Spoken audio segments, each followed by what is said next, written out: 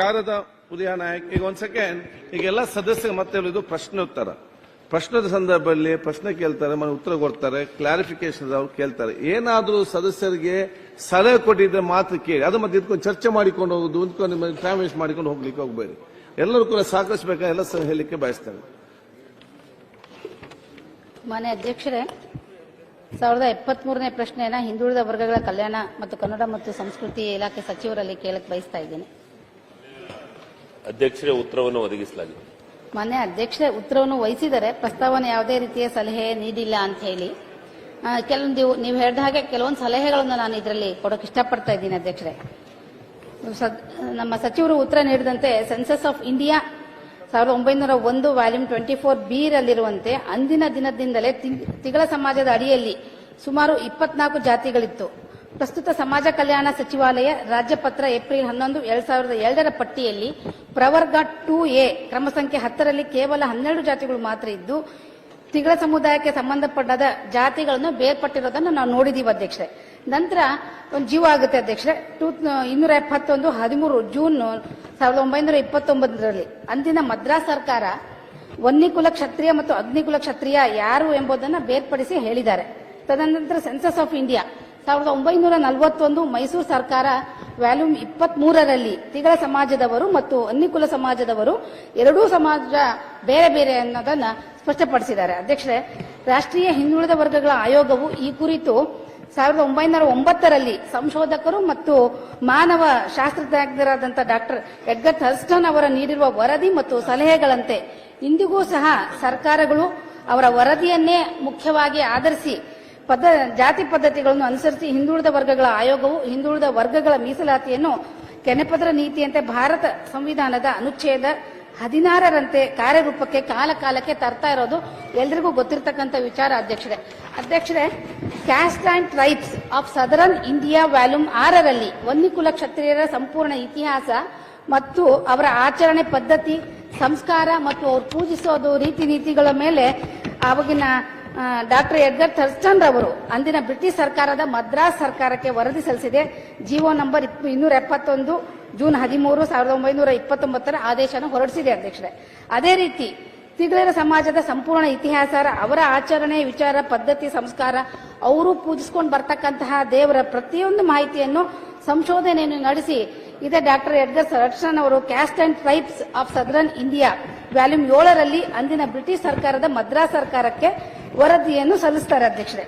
ಅಧ್ಯಕ್ಷರೇ, ನಾನು ಹೇಳೋದು ಕಾಲಕ್ಕೆ ನಾವು ಆಯೋಗದವರಿಂದ ನೀವು ರಿಪೋರ್ಟ್ ಅನ್ನು ತಗೊಂಡಿದ್ದೀನಿ. ಹಿಂದೆ ದ್ವಾರಕನಾಥ್ ಆಯೋಗ, ಕಾಂತರಾಜ್ ಆಯೋಗ ಕೊಟ್ಟಿದೆ. ಜಯಪ್ರಕಾಶ್ ಹೆಗಡೆ ಅವರು ಸಹ ಇತ್ತೀಚಿನ ದಿನದಲ್ಲಿ ಅವರು ಸಹ ಒಂದು ಆಯೋಗ ಮಾಡಿ ಅವರು ಒಂದು ವರದಿಯನ್ನು ಕೊಟ್ಟಿದ್ದಾರೆ.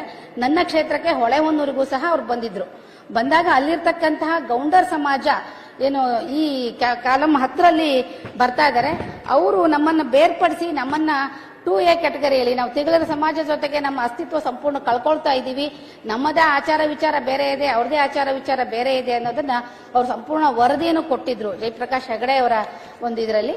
ಈಗ ದಯವಿಟ್ಟು ಆ ರೀತಿ ಆ ಸಮಾಜ ತುಂಬಾ ಹಿಂದುಳಿದಿರತಕ್ಕಂಥ ಸಮಾಜ, ಅವರ ಆಚಾರ ವಿಚಾರಕ್ಕೆ ಅನುಗುಣವಾಗಿ ಕೊಡ್ತಕ್ಕಂಥದ್ದನ್ನ ಹಿಂದೆನೆ ನಮ್ಮ ಎಡ್ಗರ್ ಥರ್ಸ್ಟನ್ ಅವರ ವರದಿ ಪ್ರಕಾರ ಅವರಿಗೊಂದು ಪ್ರವರ್ಗ 2A ಇದರಲ್ಲಿ 1 ಇಯರ್ ಮತ್ತು ಗೌಂಡ ಸಮಾಜದವ್ರನ್ನ ಸೇರಿಸ್ಕೊಳ್ತಕ್ಕಂಥದ್ದನ್ನ ಕ್ರಮ ತಗೊಳ್ಬೇಕು ಅಂತ ಹೇಳಿ ನಾನು ಸರ್ಕಾರಕ್ಕೆ ಒತ್ತಾಯ ಮಾಡ್ತಾ ಇದ್ದೀನಿ. ಅಧ್ಯಕ್ಷರೇ, ಮಾನ್ಯ ಅಧ್ಯಕ್ಷರೇ, ನಮ್ಮ ಶಾಸಕರು ಕೆಲವೊಂದು ವರದಿಗಳನ್ನ ಹೇಳಿದ್ರು. ಆದರೆ ನಿಜವಾಗ್ಲೂ ಆ ವರದಿಗಳು ಅದಾದ್ಮೇಲೆ ಜಯಪ್ರಕಾಶ್ ಹೆಗಡೆ ಮತ್ತು ಇವರು ವರದಿ ಆದ್ಮೇಲೆ ಕಾಂತರಾಜ್ ವರದಿ ಅದನ್ನ ನಾವು ಸ್ವೀಕರಿಸಿದ್ವಿ.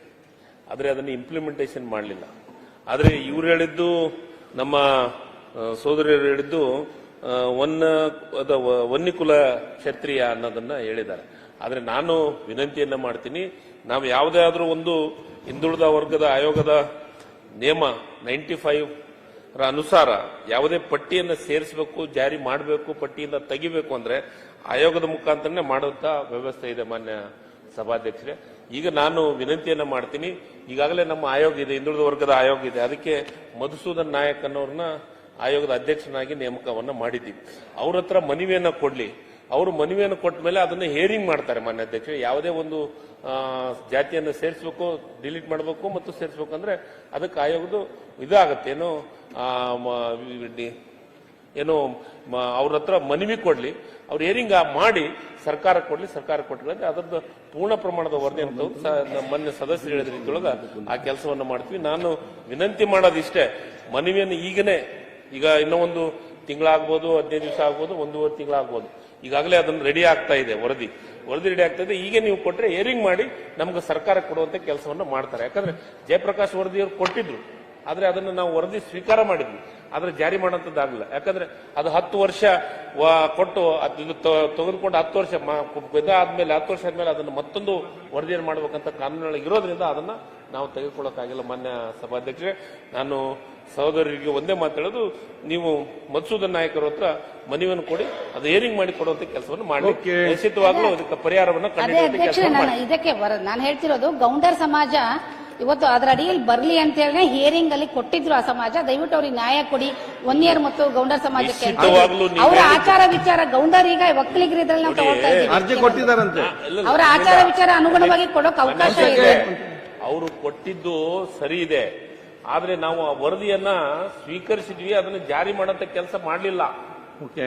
ಮಾಡ್ಲಾರ್ದ ಹೊಸ ಆಯೋಗವನ್ನ ನೇಮಕ ಮಾಡಿದ್ವಿ. ಈಗ ಹೊಸ ಆಯೋಗದ ಮುಂದೆ ಅವರು ಮನವಿ ಕೊಡ್ಲಿ, ಅಲ್ಲಿ ಹೇರಿಂಗ್ ಮಾಡಿದ್ಕು ಅದನ್ನ ಮಾಡ್ಲಿ. ನಾವು ಸಚಿವರು ಹೇಳೋದ್ರಲ್ಲಿ ಒಂದ್ ಖುಷಿ ಆಯ್ತು, ಅವ್ರು ಕೊಟ್ಟಿದ್ ಸರಿ ಇತ್ತು, ನಾವು ಒಪ್ಕೊಳ್ಳಿಲ್ಲ ಅನ್ನೋದು. ದಯವಿಟ್ಟು ಪದೇ ಪದೇ ಇದೇ ತರ ಆಗ್ತಾ ಇದ್ರೆ ಜನಕ್ಕೆ ಅನ್ಯಾಯ ಆಗುತ್ತೆ.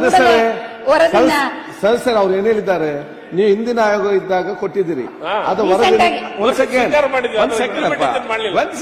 ವರದಿ ಜಾರಿ ಆಗಲಿಲ್ಲ, ಹೊಸ ಕಮಿಟಿ ಆಗಿದೆ, ಅದಕ್ಕೆ ಮನವಿಯನ್ನು ಕೊಡಿ ಅಂತ ಹೇಳಿದ್ದಾರೆ. ಅಲ್ಲ ಸರಿ ಅಧ್ಯಕ್ಷರೇ, ಬಸವನಗೌಡ ದದ್ದಲ್ ಮನೆ ಅಧ್ಯಕ್ಷ ಒಂದೇ ನಿಮಿಷ ಇದ್ರೆ ಮೊನ್ನೆ ಕೂಡ ನಮ್ಮ ಕ್ಷೇತ್ರದಲ್ಲಿ ಇದ್ದಾರೆ, ಆಕ್ಚುಲಿ ತುಂಬಾ ಹಿಂದುಳಿದಿರತಕ್ಕಂಥವ್ರು. ಅವರು